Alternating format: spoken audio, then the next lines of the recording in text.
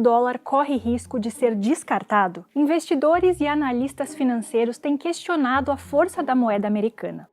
No primeiro semestre de 2025, o dólar se desvalorizou 11% em relação a outras moedas, o pior desempenho em mais de 50 anos. Fora que tem muita gente criticando a forma como os Estados Unidos têm usado a moeda para impor sanções contra outros países. No Brasil, o presidente Lula tem dito que não quer ficar, entre aspas, subordinado ao dólar para exportar e importar. O mundo precisa encontrar um jeito de que a nossa relação comercial não precise passar pelo dólar. Eu sou Júlia Brown, da BBC News Brasil, e neste vídeo eu explico o que tudo isso significa e discuto os argumentos de quem acredita que a gente pode estar vendo o começo do fim da dominância do dólar. Mas fica comigo até o final, porque eu vou explicar também por que existe uma corrente dentro da Casa Branca que acha que isso pode, na verdade, acabar beneficiando os Estados Unidos. Para começar, quando foi que o resto do mundo passou a usar o dólar como referência? Bom, isso vem da década de 40 e dos esforços para reconstruir as economias e as finanças globais depois da devastação da Segunda Guerra Mundial. Era o Acordo de Bretton Woods. Designed to establish the economic foundations of peace on the bedrock of genuine international cooperation. Até então, a principal forma como os países poupavam era em ouro, que também chegou a servir de referência para o valor das moedas. Só que para financiar os gastos provocados pela guerra, muitos países tiveram que gastar essas reservas de ouro, e muito desse ouro foi parar justamente nos Estados Unidos, que tinham vendido armas e bens aos países europeus. Para criar um novo modelo financeiro global, ficou decidido em Bretton Woods que a taxa de câmbio das moedas seria atrelada ao dólar. Esta reportagem do New York Times da época explicou assim, abre aspas, o dólar americano foi reconhecido como a moeda global com mais probabilidade de permanecer estável e comparável ao ouro. O dólar, por sua vez, foi atrelado ao ouro. Isso deixou de vigorar nos anos 70, mas naquela altura as bases para a predominância do dólar já estavam criadas. Desde então, a moeda americana se tornou a mais usada nas reservas internacionais de bancos centrais de vários países. Essas reservas são, de modo bem resumido, o dinheiro e os ativos que cada país guarda no exterior para garantir sua estabilidade econômica e financeira. No caso do Banco Central do Brasil, por exemplo, quase 80% das reservas até dezembro de 2024 eram em dólar. O dólar também predomina no sistema SWIFT, uma rede de pagamentos globais que conecta milhares de instituições financeiras em mais de 200 países. E é a principal moeda de comércio internacional. O Fed, o Banco Central americano, estima que metade dos pagamentos internacionais seja feito em dólar.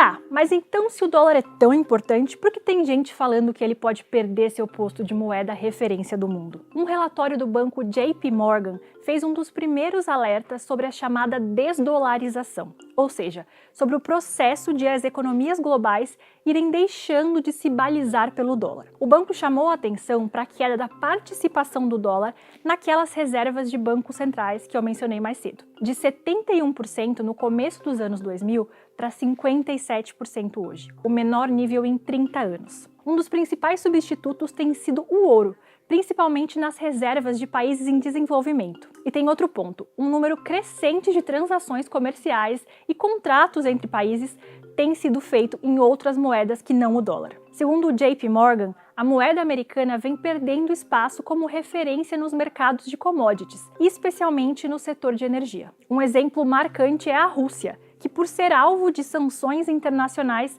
tem usado outras moedas para vender para o mundo as suas commodities, como petróleo e derivados. Inclusive, vende diesel para o Brasil na moeda chinesa e em dirham, a moeda dos Emirados Árabes, segundo apurou meu colega Leandro Prazeres. Para completar, outro sinal de desdolarização notado pelo JP Morgan é que títulos de dívida do governo americano estão menos atraentes para os investidores estrangeiros. Se antes 50% desses títulos estavam nas mãos de estrangeiros, hoje são só 30%. Aqui vale a ressalva.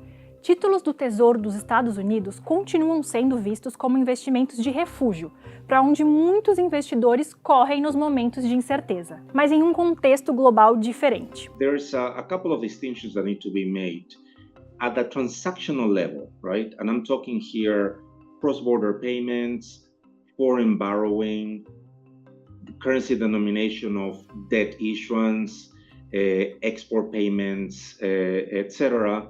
The dollar is still basically king, right? So you have maybe some very modest decline in the percentage of all these transactions that are taking place in the dollar. We are seeing de-dollarization, and certainly a lot of shift away from the dollar is in FX reserves by central banks, in the currency denomination of commodities transactions, and certainly you're seeing that reserve managers are reducing their dollar holdings, are reducing the US Treasury holdings as a way to diversify. And that is where we detect these de-dollarization dynamics, right? Para além do relatório do JP Morgan, muitos investidores chamam a atenção para a maior desvalorização do dólar frente a outras moedas desde 1973. Isso aconteceu no primeiro semestre, e depois de ensaiar uma recuperação em julho, o dólar voltou a cair em agosto, e para o nível mais baixo dos últimos 12 meses. E tem também o mercado de ações. No início de abril de 2025, as bolsas dos Estados Unidos tiveram a pior semana desde a pandemia de Covid-19. Bolsas do mundo inteiro despencaram junto,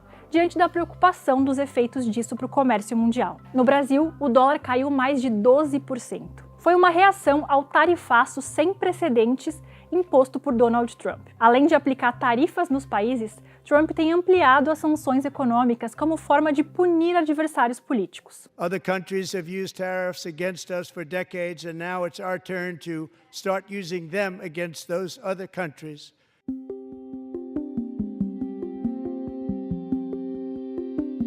Bom, outra preocupação dos investidores é o aumento do endividamento de países desenvolvidos, a começar pelos próprios Estados Unidos, que estão com uma dívida federal recorde de 37 trilhões de dólares. Segundo especialistas, existe o temor de que no futuro possa haver pressão para desvalorizar ainda mais o dólar para reduzir o déficit. Isso fora mudanças nas taxas de juros americanas que possam mexer com a atratividade da moeda. Trump tem feito uma pressão sem precedentes sobre o presidente do Banco Central americano, Jerome Powell, para baixar as taxas de juros no país.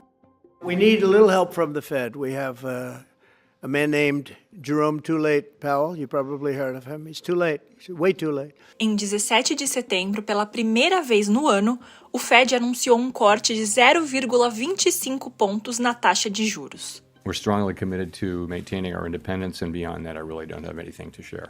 A queda de braço em torno da independência do Fed inclui também Lisa Cook, diretora do banco. Ela foi acusada pelo governo Trump de irregularidades na sua declaração de bens imobiliários, e ele tenta destituí-la do cargo. Mas há quem diga que as ressalvas em relação ao dólar vêm de antes das sanções ou do tarifaço. Aí a gente vai voltar para o ano de 2008 e 2009, para a crise financeira, que tem origem no mercado americano. E por que essa crise ela é tão simbólica e importante?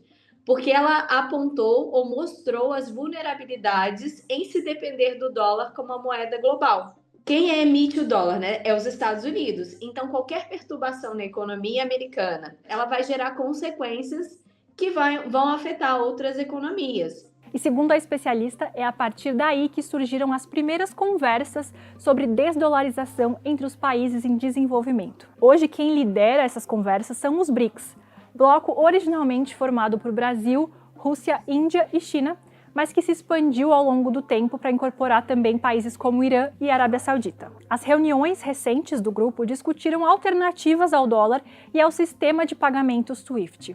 O que a gente quer, na verdade, é tirar, um jeito de encontrar ou uma moeda ou uma cesta de moeda que possa permitir que a gente possa fazer negócio sem ficar dependendo de uma única moeda.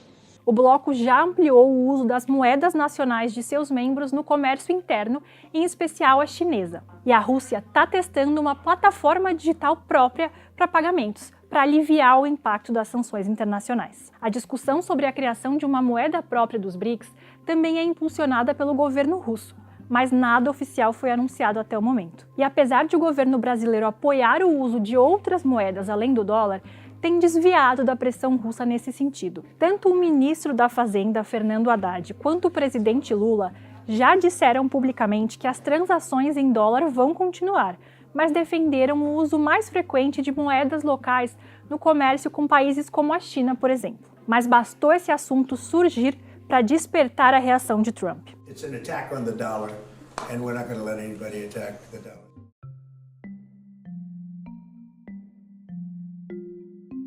Só que no meio disso tudo, especula-se que desvalorizar o dólar pode ser, na verdade, o objetivo de Trump. Isso porque uma corrente de assessores na Casa Branca prega que o dólar forte seria um obstáculo para o setor industrial americano. A ideia é que um dólar mais, digamos, barato tornaria as exportações americanas mais competitivas e encareceria os produtos importados pelos Estados Unidos. Mas muitos economistas acreditam que desvalorizar o dólar pode não ter o efeito que essa corrente supostamente desejaria. Até porque, segundo esses analistas, desvalorizar o dólar por si só não melhoraria a qualidade ou a competitividade dos produtos, apenas mexeria com os preços por meio do câmbio. E de qualquer forma, nada disso é confirmado oficialmente. Os próprios discursos de Trump sobre a desvalorização são um pouco contraditórios. Ao responder às declarações dos BRICS, Trump parece tratar o dólar como um símbolo do nacionalismo americano. O republicano também aprovou uma lei para regulamentar as chamadas stablecoins. Essas criptomoedas são projetadas para manter paridade com o valor da moeda americana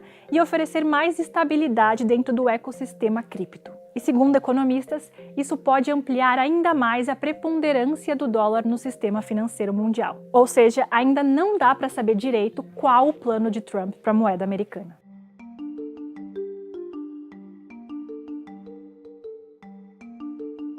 Mas para alguns especialistas com quem eu conversei, a ideia de início do fim do dólar ainda é bastante prematura. Até porque não tem nenhuma moeda substituta à vista. So I think that by default, the dollar remains a dominant currency and will probably remain so, even though its share is going to be shrinking, just because there's going to be no alternative. And in the future, what we think is that if this de-dollarization continues, it's going to be probably more of a more fragmented world, right? It is hard to see which currency can replace the dollar as such. E tem quem argumente que nem mesmo Rússia e China conseguem se desvincular totalmente do dólar. But what's striking to me is how slow the de-dollarization has been in Russia, despite the government's clear intention to get its exposure to the US dollar down. That, I think, is because the private sector is not easily persuaded to quit using the dollar as a way of borrowing and as a way of transacting even against the domestic currency.